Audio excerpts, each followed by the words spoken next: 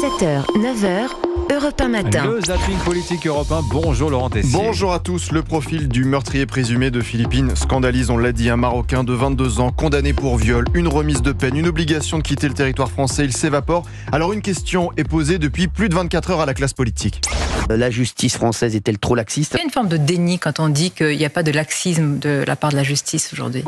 Et vous avez ceux qui ont le même avis que la majorité des Français. Généralement, vous les trouvez à droite toutes, comme le maire de Cannes, David Lisnard sur Sud Radio, et Nicolas Dupont-Aignan sur BFM.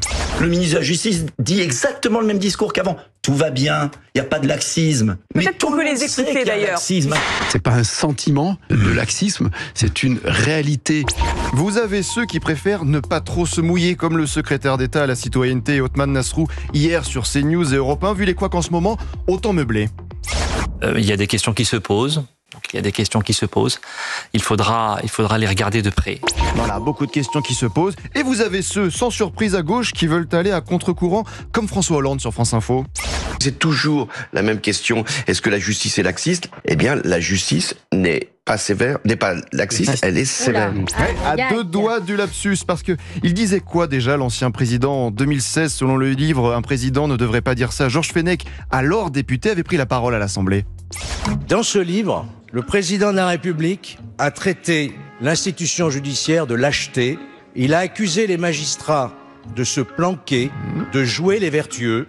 Et il a ajouté, la justice n'aime pas la politique. Ouais, ça fait beaucoup. Sinon, je suis assez inquiet, Dimitri Anissa. Quelqu'un a des nouvelles du ministre de la Justice, Didier Migaud, depuis mardi après-midi ? Bah oui. Il est où ? Cette phrase qui va lui coller à la peau comme le sparadrap du capitaine Haddock.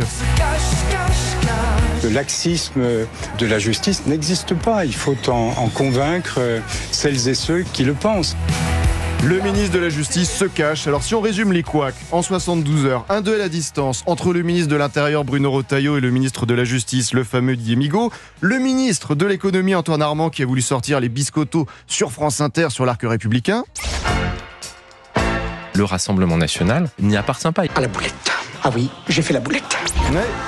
Et vous avez des nouvelles aussi d'Antoine Armand, parce qu'il était auditionné hier par la Commission des Finances et aucune réponse aux questions des journalistes sur le RN. Silence radio. Vous pensez que le Rassemblement National est dans l'arc républicain ?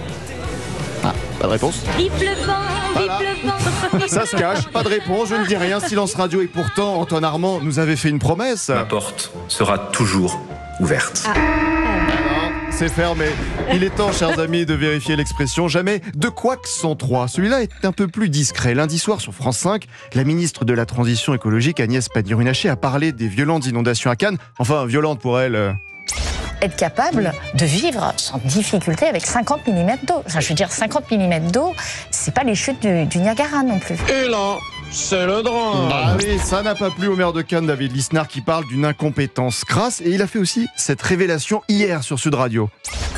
Service après-vente, bonjour. Le Premier ministre m'a appelé pour s'excuser de cette déclaration. Il m'a appelé hier au téléphone, il m'a dit que je pouvais en faire part.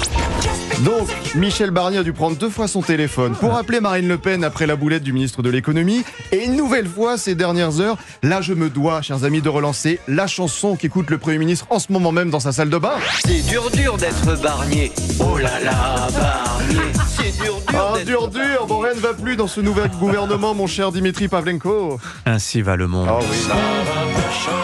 Ainsi va la France. Ah, on en apprend des choses avec le zapping politique. Décidément, des choses qui passent sous le radar. Mais pas le vôtre. On s'ennuie pas avec eux. Merci beaucoup, Laurent Tessier.